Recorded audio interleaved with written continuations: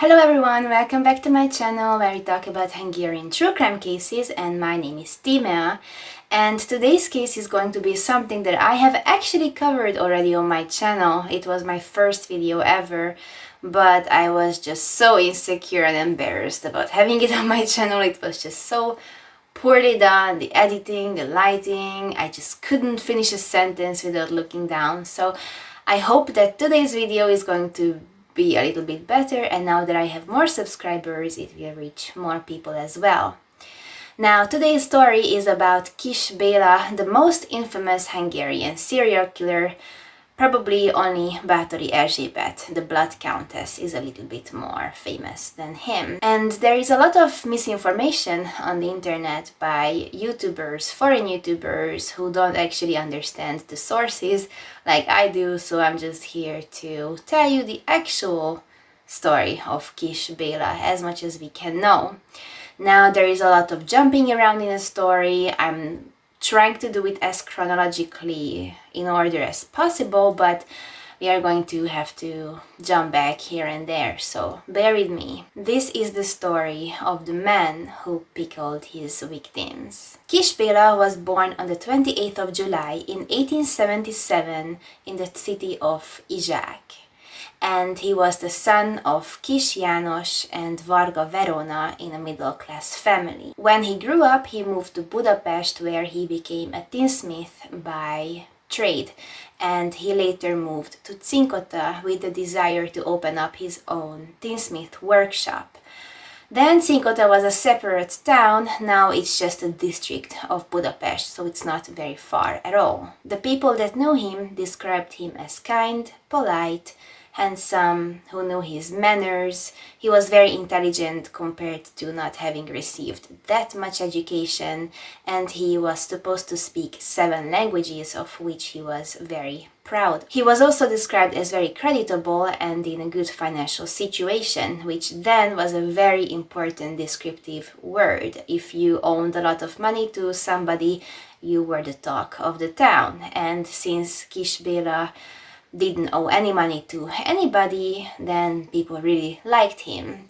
However, his financial situation would worsen over the years. He wasn't only a tinsmith, he was also very good at other kinds of maintenance work around the house. So if anybody around town would ask him to do some small work for them, he wouldn't even ask for money for it. He would only ask for money when he had a commissioned job. And eventually this is what would lead him to not being able to pay his rent on time every month. Now, he lived in Cinkota in a house that he rented. Now, this was a shared accommodation.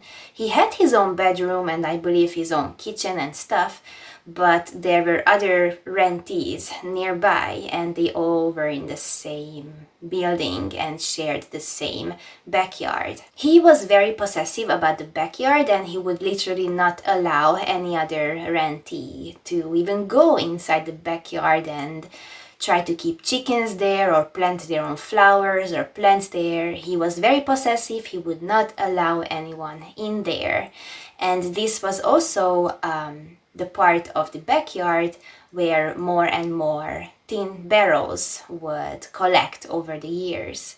But if anytime anybody asked what he stored in these barrels, he would just say it was some metal trash, and sometimes he would say it was benzene that he had collected because he knew that the first war was coming and he wanted to secure himself with some extra benzene that nobody could take from him. His appearance was described as a robust, strong, medium-height man with a round face, red cheeks, with light brown hair and blondish, perky mustache and blue eyes. And he was also described as well-fed. I guess 100 years ago, this was a thing to be described as well-fed. According to a few sources, he was forever unmarried. However, according to some other sources, he was married to a woman called Maria, who was 15 years younger than him. And they were supposed to get married in 1912, and that's when they moved together to Cinkota. but they didn't have any kids because very soon after their wedding, Maria started an affair with another man, a man called Bihari Pál, who was a well-known musician in the area. And this affair was at first a secret affair. However, it really became a public knowledge very soon. The same year, in 1912, in December, Maria and her boyfriend, this Bihari Pál man, just disappeared, and Kiss Béla told everybody in the village that they just eloped together, that their marriage was over and Maria was off with this other man. However, they were never to be seen again, so there is no way to confirm if they actually eloped or they met a different kind of fate. Having been stayed alone in this house now without his wife, he really needed a woman's help. So that was when Béla decided to hire a maid, a woman called Jakubec Jánosné. Some sources call her Jakubekné, other sources call her Jakubecné, but I'm gonna go with Jakubec because that was the most commonly referred to. And based on her name, I'm unable to tell if she was still married, né means Mrs., or she had been widowed, because her name would be the same either way. So this lady, Jakubecné, moved in with him and she slept in the kitchen. She was specifically instructed not to ever go into a specific room in the house and not to go to the backyard where more and more tin barrels were collecting over the years. When the First World War started, Béla was 37 years old, so he was not recruited into the army because of his old age. I guess 37 is too old to start becoming a soldier. However, as time passed on and the monarchy was running low on soldiers, older men were also recruited, and he started his service in 1914 on the 24th of August. Before he left for the war, he prepared a package that was sealed. Then he gave this package to Jakubecné, his maid, and instructed her that in case he dies at war, she brings this package to the city hall and open it together with the police. And that's what she did. Later on, Jakubecné also confessed to have had a sexual relationship with Kiss János, but that she didn't know anything about what was going on in the meanwhile. And this is all we know until he was alive. Nobody suspected him of anything. There was absolutely no signs that something sinister was going on. However, there are military records of him dying on the 5th of February in 1915 in the city of Valjevo, which was in Serbia, and he died of typhoid fever, which would eventually lead to the murders and the bodies to be discovered. After the news of his death reached Cinkota, his landlord decided to rent out his old house to somebody else. And this new rentee was a man called Kresiński Márton, but he wanted to do some renovations on the house because it was in bad shape. So he asked for the help of the local pharmacist who also lived in the neighborhood of this house, and together they wanted to make these renovations as cheap as possible. They wanted to buy the least amount of new supplies and tools that they could. So they decided to explore the house and the shed and the storage rooms in case they would find some items that they could use with the renovations. That is when they went to the backyard where there was kind of like a shed kind of thing, and they found 7 barrels. Now, they first assumed that it could have been benzene that they would be able to sell for good money now in the middle of the First World War.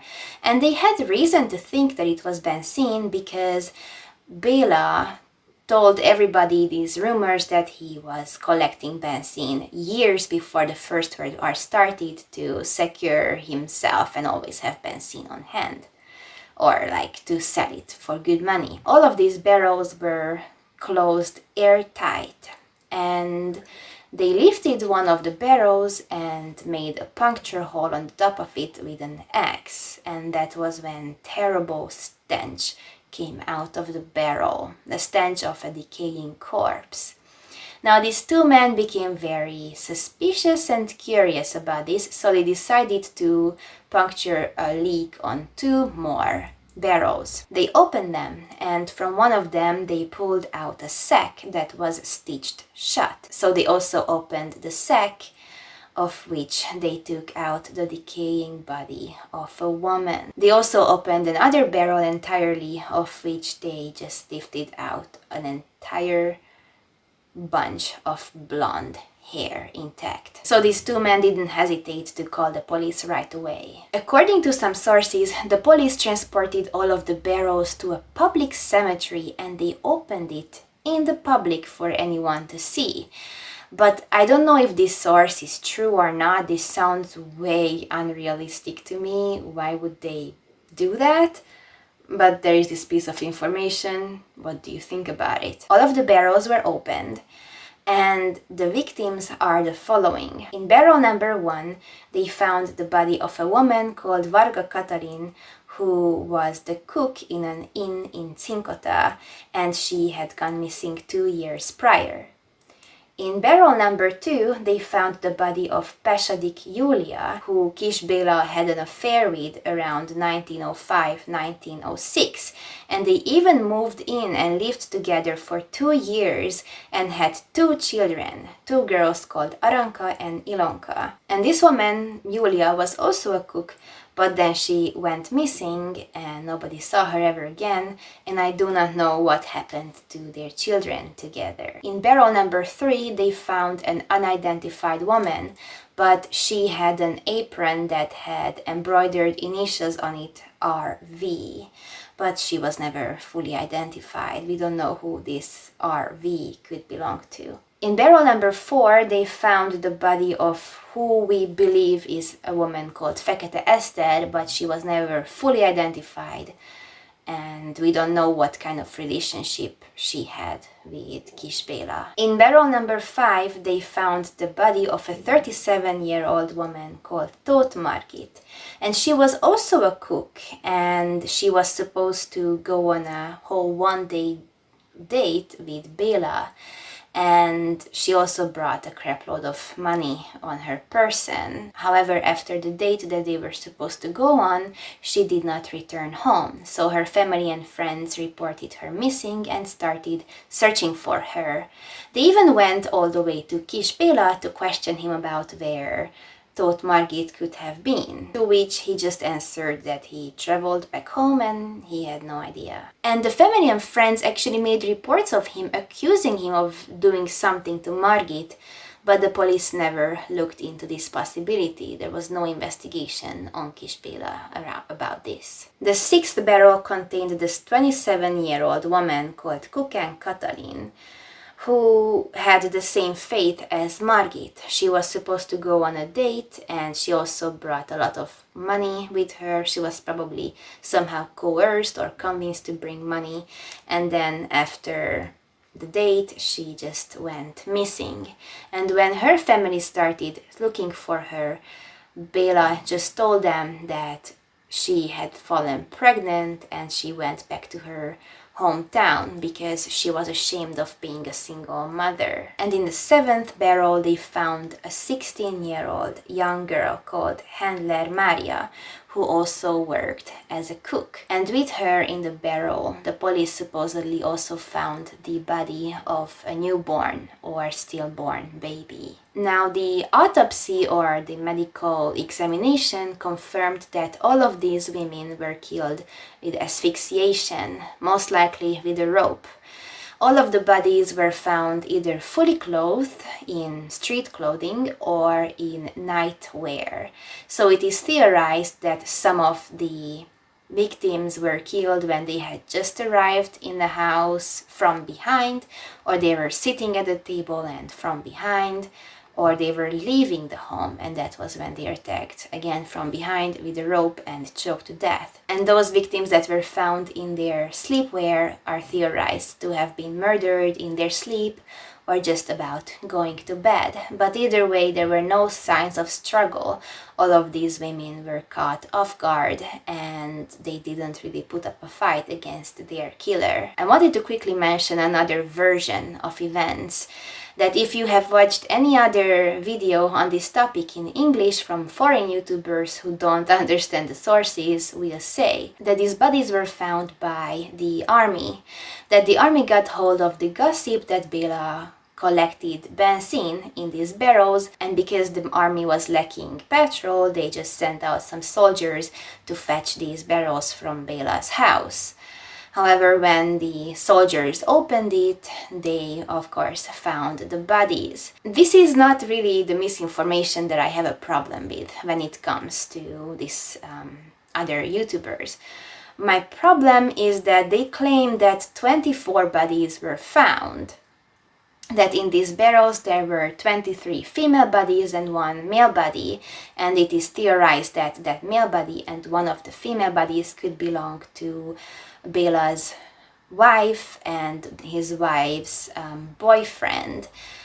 And there was never a male body found with these, not that I could find, not from like the 10 plus sources that I could read. This was not mentioned. This is more like an urban legend than anything true. So all in all, the 7 victims were found and 4 of them were identified.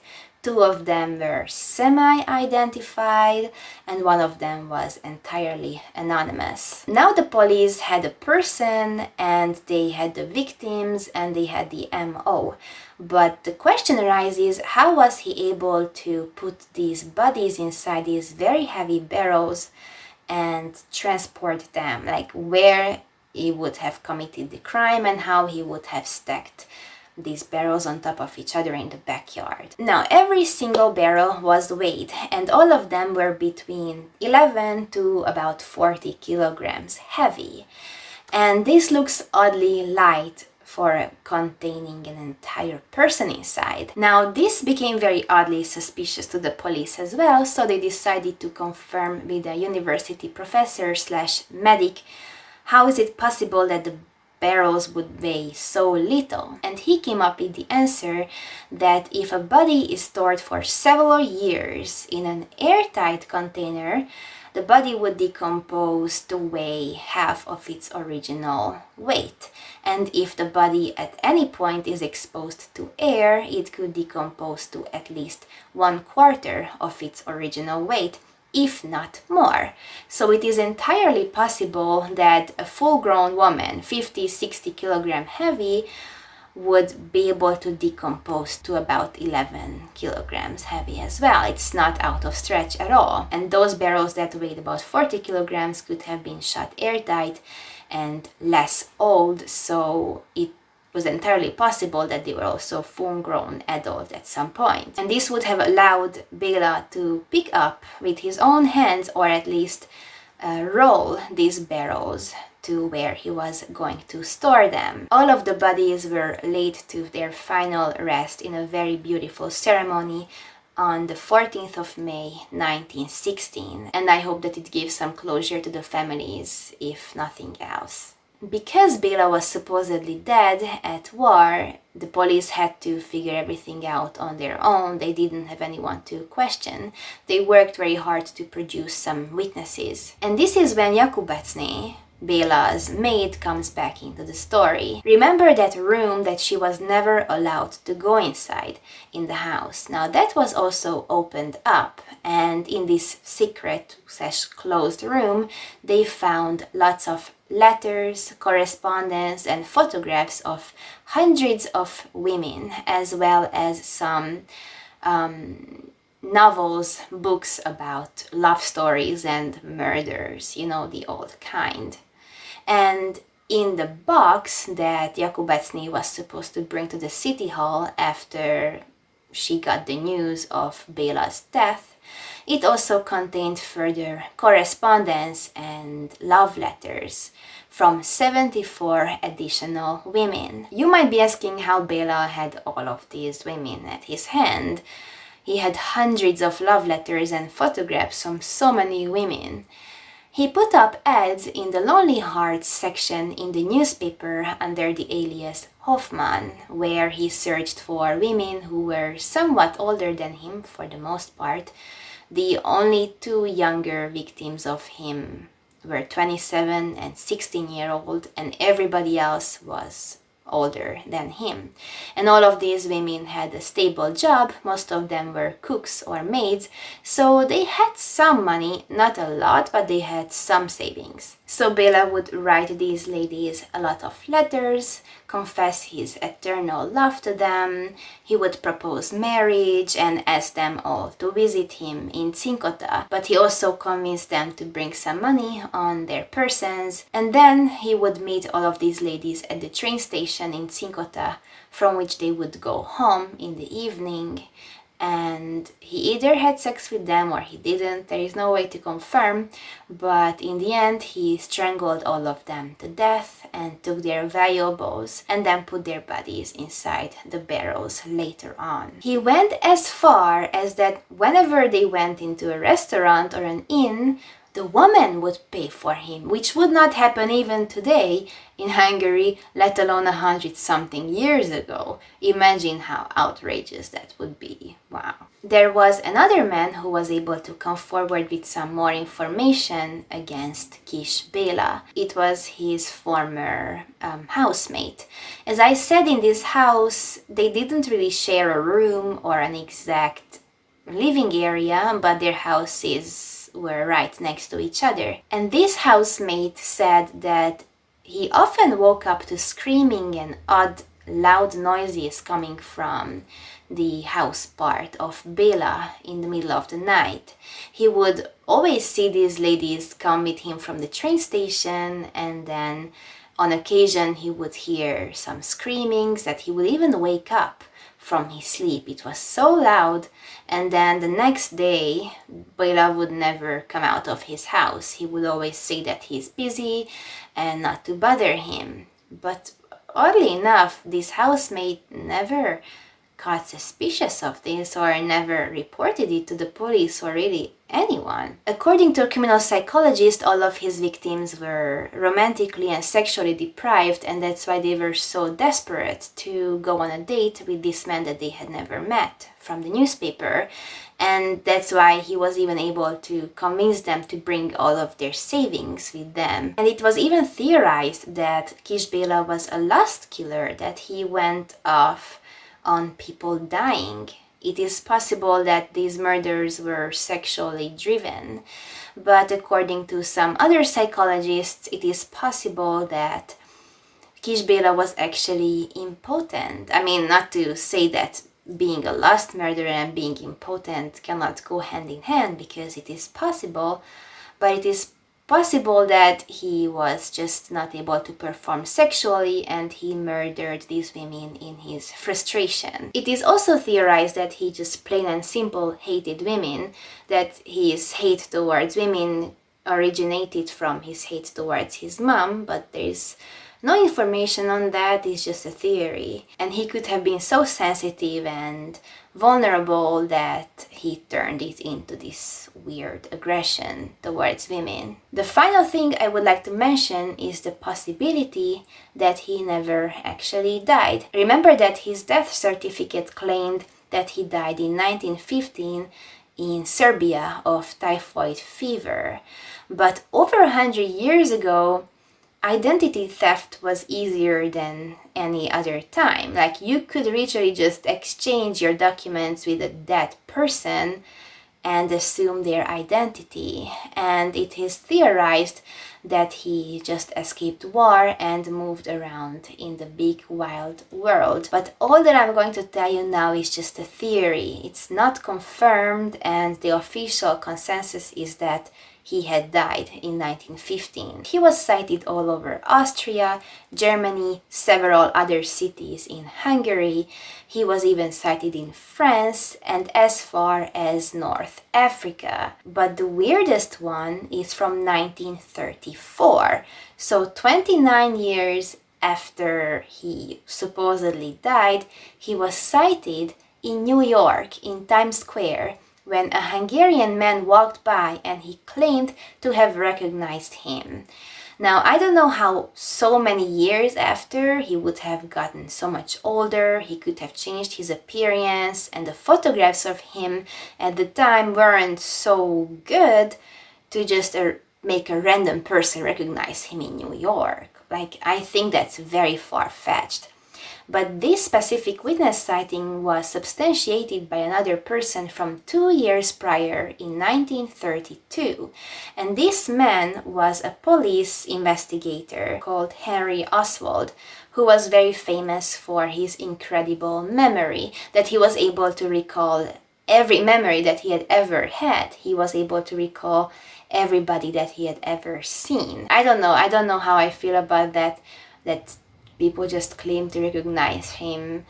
20 years later, he supposedly died all over the world. I mean, it's not impossible. He could have easily stolen someone's identity, but I don't know what makes people assume that they know that it was him that they had sighted. Anyway, that is all that I can tell you about this case, and I think I did a much better job presenting it than the first time around. If you have heard of this case, or if you have not, let me know in the comment section. And if you have nothing else to comment, just tell me something about yourself for the sake of the algorithm and the engagement. So thank you very much for watching, and I see you next time. Bye!